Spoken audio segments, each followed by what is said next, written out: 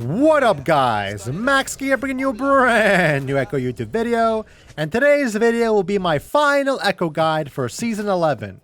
In this video we'll talk about Ekko's best builds, best runes, and then we'll go over an entire ranked game, and I'll show you guys what to do, what not to do, how to carry, all the Ekko tips so you guys become better League of Legends and Ekko players. If you guys are wondering why I haven't been uploading recently, it's because I'm sort of transitioning to being more variety and not really playing League that much anymore. Because I love League, it's just that I'm not having as much fun with it anymore. And on top of that, a new game is coming out called New World, the MMO. That game is so fun. So if you're interested in that stuff, follow my Twitch, my TikTok, Discord, and stay on this channel because I'll probably be posting more variety content. But other than that, let's get right into the video.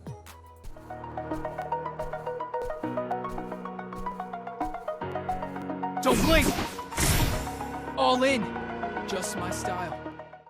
Alright guys, so for Ekko's best rune page for this entire season, basically, that is Domination, Sorcery. You're going to go Electrocute, Sudden Impact, Eyeball Collection, Ravenous Hunter, Absolute Focus, Gathering Storm with AP, and then the last one will be Armor for like AD champions and MR for AP champions. So the reason why this rune page is the best is because it used to be not the best. We used to never want to go Absolute Focus, Gathering Storm, but with the current state of the game, you're able to get enough AP to one-shot the wave at level 7 without dematerializers. You need 120 AP, around 118, 120 AP, and you'll get that with Dark Seal, Doran's, 2 Amplifying Tomes, and then obviously Absolute Focus, Gathering Storm. So those help you one-shot the wave without having to go Inspiration, which is really good. On top of that, there's so much shielding and healing in the game now that all this extra AP that you get from Absolute Focus, Gathering Storm helps you burst through that stuff. So this is why this rune page is right now the best. You just want to survive early game and get a lot of AP and just scale, try to one-shot people, because all you could do now. As for summoner spells, you always want to go TP. TP is now a staple, and the reason for that is because if you go this rune page, you need teleport because you're going to start Dark Seal or Fillable, and you can't really start Dark Seal or Fillable without teleport because you'll just run out of mana so fast. So usually you TP back to lane, and we'll show that in the ranked game that I'm going to go over. So you always want TP, so that's when you change Flash for Ignite. So when you want to go Flash, when you want to go Ignite, you don't have to go Ignite if you don't want to. You can always stick with Flash. But versus a lot of melee matchups like Sylas, Aurelia that are really meta right now, Ignite will help you a lot to secure some kills. Though you have to understand that if you don't have Flash, you might be ganked more. You have to be more smart on your positioning. But the Ignite teleport can help you get a lot of kills.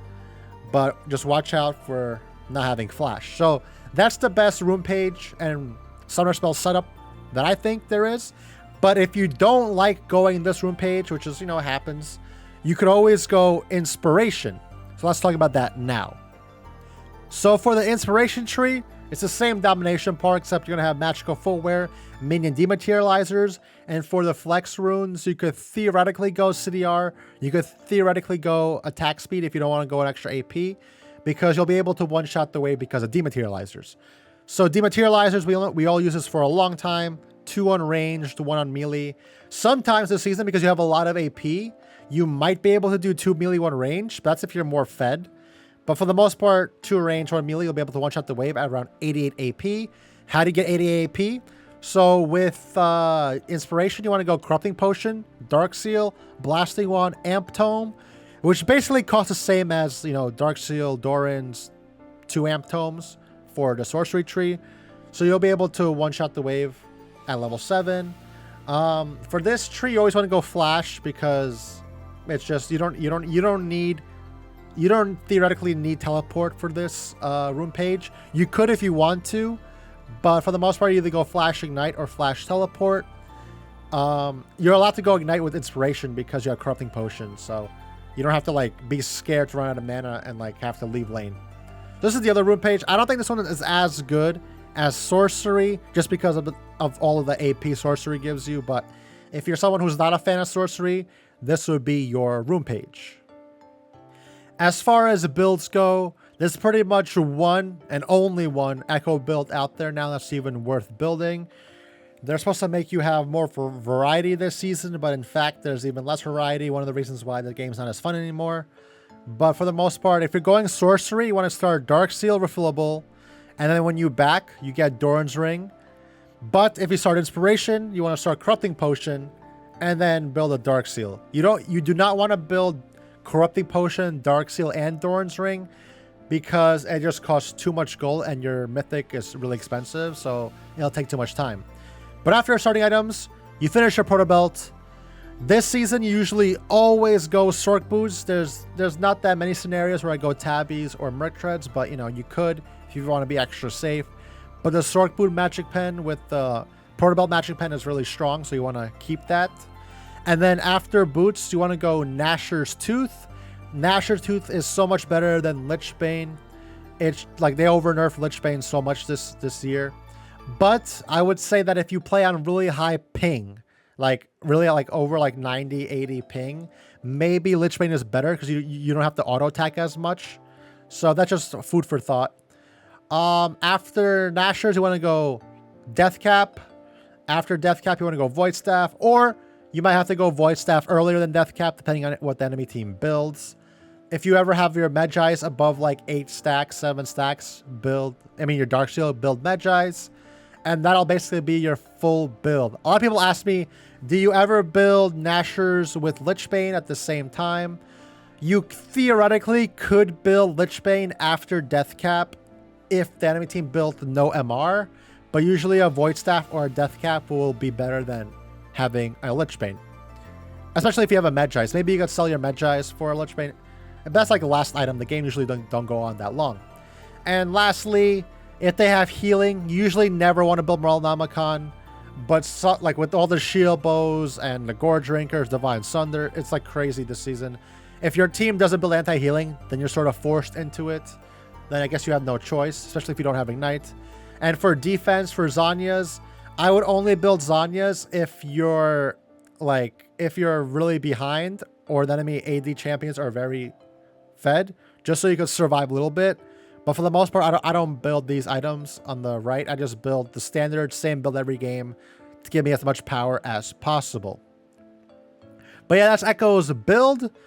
And now that we have the runes and the build, let's get into how to actually play Ekko with an actual ranked game. All right, so let's get inside my Ekko mine. So this game, I have Dark Shield refillable. I'm laning versus a Yone Pantalone, so I want my Ignite. That's why I have Ignite Teleport. Also, I have Teleport because I have Dark Seal start. Make sure you ward that Raptors at around 120 so you know where that enemy jungler is. And now we're ready to lane versus Yone Pantalone, who builds Shield Bow, all the bad items for Ekko. And you pretty much can only kill him if you have Ignite. If Yone has Fleet Footwork and Resolve, he's very hard to kill in lane. This Yone went for the more aggressive build, like Conqueror, so he is killable.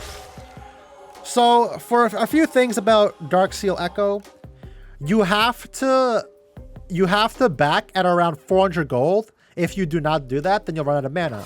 So you basically have to set up the wave for this to happen. So you never want to push the wave. You want to keep the wave in the middle as possible, or pushing towards you. And then when you're approaching 400 gold, that's when you want to hard push the wave and then back by Doran's Ring, TP back to lane. Or if the enemy messes up the wave, then you could theoretically just walk back to lane and not lose a lot. So I got the opportunity to trade onto Yone a second ago because I got level 2 first. That's really good. It gives me some pressure. The only issue with that is I just missed 2 CS. Don't miss CS. The only issue with that is if you trade a lot with Dark Seal refillable. Oh my god, I missed cannon. See, don't miss cannon. One thing I'll tell you right now, this is not a perfect gameplay, but I play really well aside from that. If you miss the cannon with Dark Seal refillable start, you may potentially not have enough gold to back. So see, I have 380 gold. Luckily for me, I'll have enough gold in a few seconds to buy Doran's Ring. But if you miss a little bit, if you miss a lot of CS, you won't be able to do this and you'll basically ruin the game for yourself. That being said, you don't want to trade a lot with Dark Shield refillable because you'll run out of mana very, very fast. So you only want to trade like once or twice, and then focus on getting all the minions and the wave. Because if you fight, then you won't be able to kill a wave, and then you'll be in a really bad spot. But this is usually what happens here. When you back and TP back, now that enemy usually stays in lane, and now you have Dark Seal Doran's advantage, right? So now I have more items than Yone, and I have more sustain than Yone, so now Yone's in a bad situation. That's why teleport is very strong when it comes to Dark Seal refillable start. It gives you an entire advantage, and after the wave bounces back to you and you teleport back, now look, I have a mini freeze here where I could keep the lane on my side for a little bit. And that's very bad for Yone, because Yone is not really a mobile champion. So now I could be safe and not get ganked by the enemy, and now Yone has to step up. And also Yone didn't back yet, so he's also in a tough pickle here, Mr. Yone Pantalone. So my goal here now is to do two things. I want to zone him from minions so he can't get any. And I want to now I want to fight him, because now I have a Doran's Ring Dark Seal. So I'm just gonna pressure him as much as I can. Throw my W for safety. And now I'm building up a big wave. So two things can happen. I either crash this wave, maybe roam, or get a reset, or I crash this wave and I try to tower dive him. Because if I kill him right now with Ignite, because I have Ignite, and he loses like 10 minions here, 2 waves, that's huge. Well, that was pretty free. I'm gonna level up my ult just because I don't want to die. I see Diana on the map. I don't think I actually saw Diana on the map when I was playing this game, because I was focused on getting the minions. But always make sure you look at the map. We saw Diana on Vision. But I'm also not really scared of her because she's level 4 and I'm level 6. Just proc your passive. Don't be scared. Just run away. And let's not forget, I don't have flash, so I gotta be extra careful. So that's pretty good. Really good so far. Very, very nice. Listen up. I spit the truth. So I'm gonna back here. I'm gonna buy 2 amplifying tomes and a pink ward. This way, next back, I could either get a Hextech alternator, or if I have enough gold, I could get a blasting wand. Hopefully, I could get a blasting wand. Hopefully, I could get both. But always good to buy a pink ward so you could place it in a good spot so you don't get ganked, you get vision, or just to find out enemy wards. Very good. So far, the biggest mistake that I made this game is that I missed several minions in the early game, which could be really, really bad. But just make sure, if your CS is uncontested, make sure you get it. Don't mess up. Not bad. So now we're really strong. At this point in the game, because we killed Yone, and he lost like 10 minions when he died, we have all pressure now. So this is when a lot of... see, I shouldn't have missed that CS. This is where a lot of lower elo players mess up. They kill enemy mid laner, but then they do nothing, right? You gotta flex your lead. You can't be scared of the enemy mid laner if you already killed him, right? Think about it this way. Let's say I kill Yone and then I did nothing. Yone will outscale me. Yone will build shield bow, IE, and it doesn't matter if he's 0-10, he'll one-shot you because AD champion season 11. So what I do, I push the wave, and now I'm gonna roam bot. This is very important. You want to always push mid before you roam. I also have my ultimate, so I could tower dive. And my bot lane got engaged on a little bit. So we have a good play here. It didn't work out that well. Actually, yes it did. It could have worked out better. I wanted to kill Ziggs, but it's fine. We got Leona. So the only reason, you ever want to die with Ekko when you roam is when you have mid lane pushed, and then you have your ultimate, because you never want to tower dive if you don't have your ultimate. That's sort of like that could end up pretty badly for you, you know. So here I'm gonna sell my refillable potion just to get alternator. Not bad. So my bot lane made a huge mistake. I backed, but my bot lane stayed going in. So after a decent play on our end where we got a kill, our bot lane overstayed, and the enemy team got 2 kills, and Yone got one of them, and Diana got one of them. So things like that happen. You know, it's you make a decent play, and then next thing you know, your team ints it away. But that's League of Legends for you. You know, you gotta adapt. So here I'm gonna you should always put a ward in this area to see when the enemy jungler is doing raptors, so you could track the enemy jungler. I'm a hard push this next wave. I also have Ignite, so I could theoretically kill Yone because I have Blasting One Alternator. You always want to look for opportunities to get kills, get gold, apply a lot of pressure. Especially because my jungler is Kha'Zix, so if my Kha'Zix is ever in a fight, Kha'Zix naturally does a lot of damage. You should recognize this. And if we're doing a 2v2, me and Kha'Zix versus Diana Yone, we'll just hard destroy them.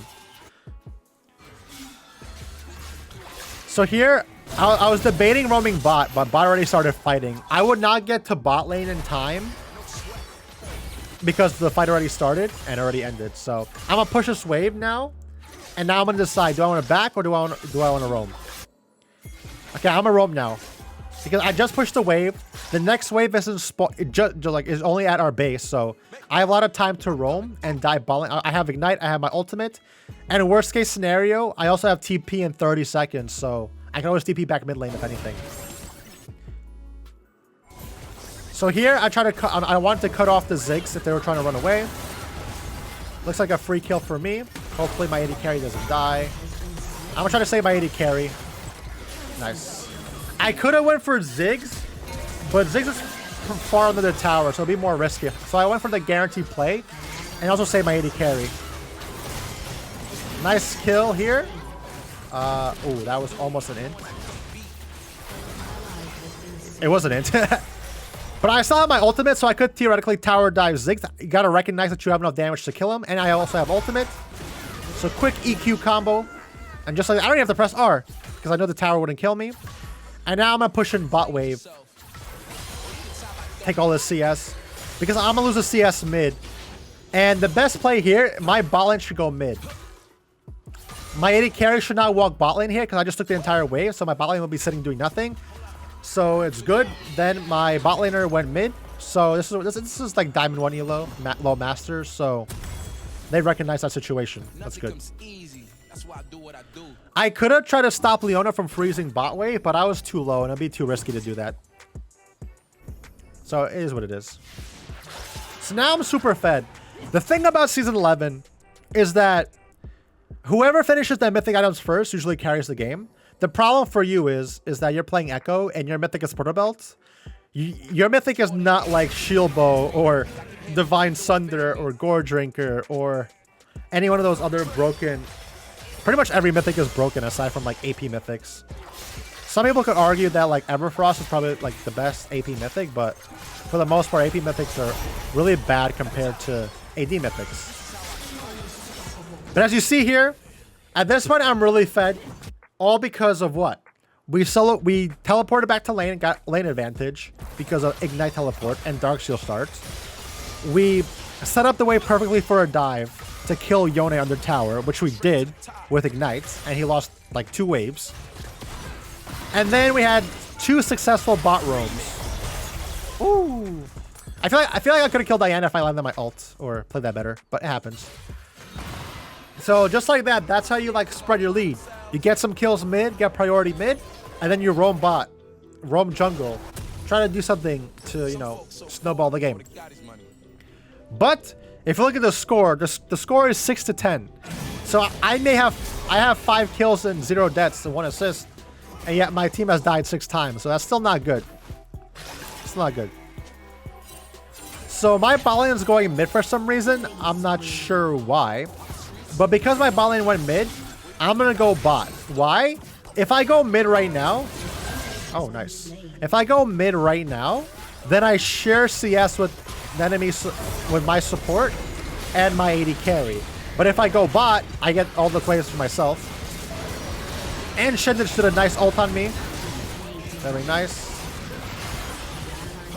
Very nice. Shen took one for the team.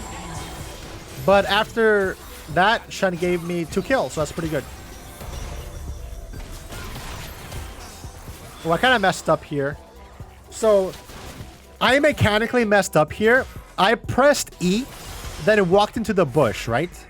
I shouldn't have pressed E because I probably could have caught up to Ziggs, and my Q was coming off cooldown, so I could have slowed him as well.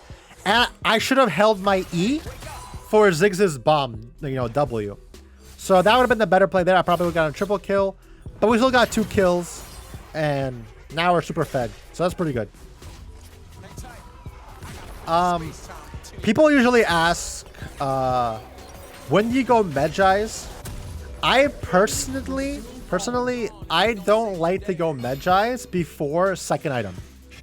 I feel like it's very important for Ekko to finish his Gnasher's Tooth, or at least get very close to finishing Gnasher's Tooth. So I want a lot of my money spent on that. But as soon as I get close to that, or finish building it, I'll definitely build Medjais if I still have like over 8 stacks or whatever. So that's what I do there. So my AD carry is still in the mid area, so I'm gonna keep going bot. Usually you don't want to like rotate this early because I still want to get mid tower. And I'm gonna be 2v1ing bot lane, but the way that the lane states are right now, I have to go bot lane. So this is pretty unlucky. My team just got double killed. So yeah, look at the score. It's 9 kills to 14. I have more than half. I have half my team's kills, more than half the KP, and I haven't died yet. So it's very important in this game that I don't die. If I die, it's over. The game's over. So I know I go. So this is the part. This is knowing your damage. I know I can fight these people because I'm super fed, and this type of stuff comes with just playing the champion a lot and limit testing. I remember when I was in gold, when I got gold for the first time, I stayed gold for several months, and all I was doing as gold was getting super fed and then throwing my lead, or inting and then getting fed somehow and winning the game. And this is like an endless cycle till I finally learned my damage. When you learn your damage, you won't be scared to go in 3v1. Like, how many people watching would have went in on their Diana, Leona, Ziggs all at the same time? If you're scared to do that, you're missing opportunities to carry the game. But the only way you know that you could do that is by having it done that before. So you gotta be, sometimes when you're learning the game, you gotta be more aggressive, more risk-taking, so you know what you can do and you can do. You'll never learn what you can do if you never do it, so. Limit testing sometimes is good, especially if you just got to a new elo and you want to like learn how to play in that elo, or you just want to improve on the game, especially like in normals, just limit test. That's one of the best ways to improve in the game, you know? Don't limit test if the game is on the line. Limit test, you know, for practice. But anyway, so I keep going bot lane here. This is fine. I could 2v1 bot lane, so it's not even bad that I go bot lane here. And I'm already in a side lane, so. Oh yeah, and also, you should always go sweeper on Ekko after like the first couple of backs. When you start getting to that roaming stage of the game, you want to get sweeper. Sweeper is like the red trinket. That's because every time you're roaming, you clear vision, just so you know where the wards are and where the wards are not. So you can always like roam and gank safely and not get spotted. I'll take real enemies over fake friends any day. So now what I'm gonna do is, this is when side laning is very important. I don't want to ARAM. Theoretically speaking, if my team were to ARAM, I think I could hard carry the fight. So it wouldn't be that bad. But the guaranteed solution to winning this game is staying in the side lane. And that's my team want to fight here. I'm not rotating to this fight yet because I want to get the bot CS and the bot tower. And my team doesn't really need me. I don't want to go somewhere just to waste time when my team doesn't even need me. So you gotta assess the situation. Does your team even need me? I mean, does the team even need you? No, then don't even bother going. If they may need you, you can start like, you know, walking, inching towards there, but it's up to you to make that decision in the end. So I'm gonna wait here. Maybe Yone comes up and overextends. And yep, he does. Bloop. Nice. So doing that is just understanding the game. You have to assume what the enemy will do. I assumed that Yone would want to just like face check or maybe place a ward or get some CS or I don't know, do whatever. And he did. And we caught him. And that's a really great way to, you know, get picks, is by like trying to stand in a bush or in an area where the enemy will least suspect it. That's a lot of things with Ekko. Do what's least expected, because you are an assassin. So now we got tier 2 bot lane tower. So I don't want to go tier 2 bot lane. That's pretty deep. And the only other objective I could get there is, you know, inhib tower. So what I'm going to do is I'm going to go top lane now, because top lane tower is still up. My top lane has been struggling this game. Well, he lost tower. So now I'm going to go top lane and get all the towers and get all the CS. I'm going to try to stop Gary from backing here. I'm pretty sure I could kill him. He just wasted his W. I still have Porta Belt for gap close. Let's see if I make it. Nice. Ignite. Bloop. Nice. So when you're using your W with Ekko, the Garen didn't think I would jump on him. Why? It's because I pressed my W while I was farming and hitting the wave. So it made it seem like I wasn't even gonna position my W towards him, and guess what? I did. So a lot of times you could like fake, like if you see somebody that you want to go in on, you could like pretend you're not paying attention, or pretend you don't see them, and then throw your W on them while not moving until the last second, and then boom, you catch them off guard. So another thing is when you're walking the side lanes, it's always good to take your teammate, your jungle. Like if you see that your jungle camps are up and your jungler's nowhere near them, just take them when you're going to like top lane, bot lane. Get up. I'm really fed, so I went for all the objectives here. I got Rift Herald. At this point in the game, I'm so fed that I could just walk into the enemy jungle and not be scared of anything. So this is me pressing my lead. Imagine if I was this fed and I never went into the enemy jungle. If I never looked for roams. If I was just, you know, staying in my lane, A-ramming. You wouldn't get a lot done. And that's how people lose games. So here I bought Medjais already, and I'm building Void Staff now. The reason why I'm building Void Staff, actually, I feel like Void Staff is okay, I'll tell you why I build Void Staff here. So if you look at the enemy team, the enemy mid laner, 80 carry, and jungler don't have any MR. So I don't really need Void Staff for them. But the thing is, going Death Cap here would be overkill. Why? Because I don't need more AP to kill Ziggs. I don't need any more AP to kill Yone. And I don't need any more AP to kill Diana. So I don't need Death Cap. But the enemy Garen has no MR items, yet he has 100 MR. Right games. So for him, Void Staff is worth it. And on top of that, Leona also has tanky stats. So I basically build Void Staff so I could kill Leona and Garen. Right? And I'm only doing this because I could already one-shot Ziggs, Yone, all of them. So I don't really need Death Cap this game. So that's why I went for Void Staff.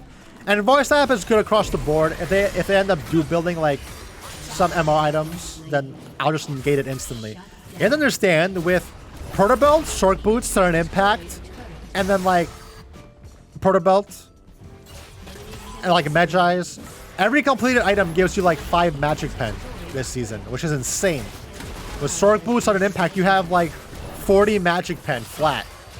And then you have like a Void Staff on top of that. If the enemy team has like 100 MR, they basically have like 20 after calculations. It's crazy. So here I'm getting chased by Garen.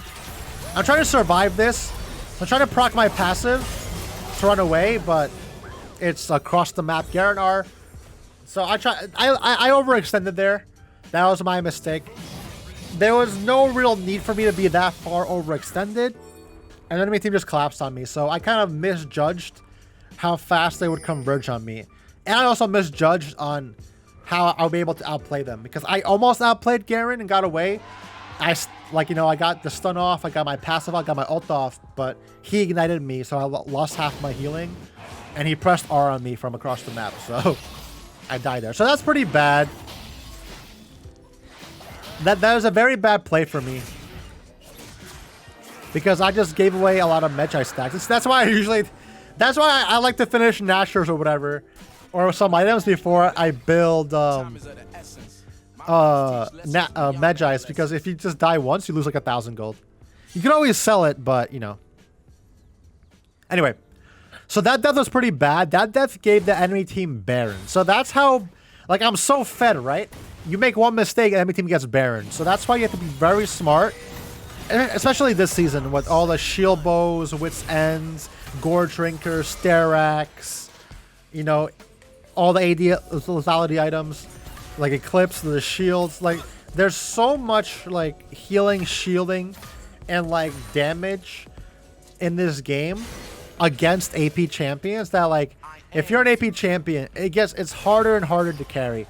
Basically, what I could tell you is this season, if you're playing an AP champion, your LP is like deflated by like 200 LP or whatever. So if you're like a gold 1 player this season, you should actually be like platinum. if you're a gold 4 right now, you should be actually like gold like 2, gold 1, and so on and so forth. But if you're playing like a Bruiser, AD, Divine Sunder, Gore Drinker, Sterax, or like a Shield Bow Wit's End champion right now, you should be like gold 4, but you're actually like gold 1 platinum because it's just so easy to play the game right now on certain champions. Anyway, I can kill everybody here, so I'm not even scared. At this point, I know myself that I can kill everybody, so I'm just going to carry the game. Really, really good, really good. So my team is pushing top, so that means the enemy team has to respond to them getting top Nexus tower. So what will I do? I'm just going to go get bottom inhibitor, because no one will contest me. And just like that, we got it. We can't go for an N here because they have a fed Garen. And I have no R. I can only kill Garen. He's pretty tanky. And my team is low, so we should back here. I do have TP if anything happens, so... Like, a lot of the times, people could throw a game in that scenario where they, oh, let's go for the end, or let's go for kills. Next thing you know, they give the enemy tier 3 kill shutdown, and then the game gets scary. Don't overextend. Get your wins. We got our inhibs, got our towers. They have 1 Nexus tower left, so that's all. We'll just play for that. And last item here, we're gonna go for a death cap. I probably could end the game before death cap, so I bought an elixir of sorcery. You always want to buy elixir or sorcery. You don't want to buy elixir or sorcery all the time, because then you'll be wasting money. You want to do what you want. You want to buy it for very important scenarios, because spending 500 gold on 20 AP like amplifying tome is not as good as spending 500 gold to buy an elixir or sorcery, which gives you a lot of stats. This Garen almost one-shot me. This Garen almost one-shot me. Crazy. Actually crazy. So here, if we kill Garen, we can pretty much end the game. So I'm gonna try to kill Garen here. He's probably too fast. Unless he tries to fight me here. This guy made a huge mistake. I don't know why he thought he could kill me. I'm really fed. But I basically just won the game right there. I could theoretically TP bot lane. I think that's what I was thinking to do. I think I was thinking to TP bot. And I think that's what I'm going to do, yeah. I recognize that the entire enemy team is dead. Ziggs is respawning. Yone gave up, which is another reason why this game is really bad now. Because people just give up when the game is always winnable. But now it's free to end the game. And just like that, we win a game with Ekko solo 1v9. Thank you guys so much for watching this video. Hope you guys learned something about Ekko. Hope you guys get your rank goals completed. And I'll see you guys in the next one.